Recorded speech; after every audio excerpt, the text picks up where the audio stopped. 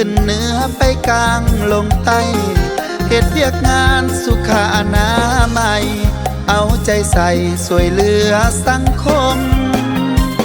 ใกล้ไปถึงแม้นยุ่งยากบุกน้ำลุยตมได้สวยเหลือจุนเจือสังคมเป็นหน้าที่ที่แสนภูมิใจครบ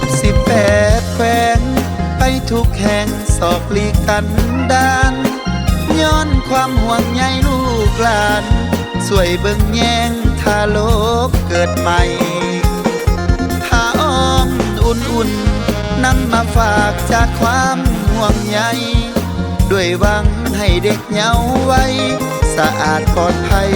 ห่างกายแข็งแรงยามขับรถไปห่างไกลครอบครัวเหือนสร้างคิดฮอดคนอยู่ทางบ้าน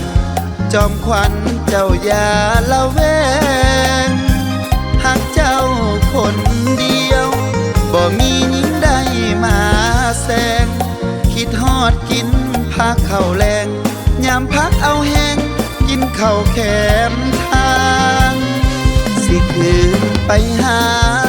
เมื่อสิ้นภาระเวียกงานจงคอยอายอยู่ทางบ้านส่งแห่งใจให้อายเดินนาน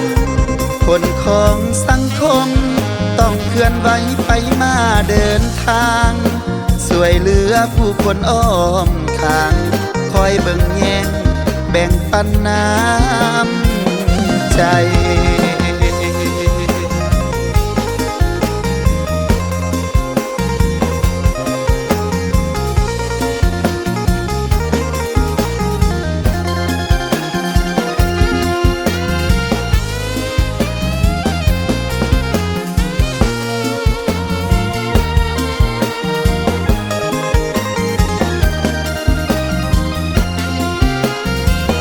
ยามขับรถไป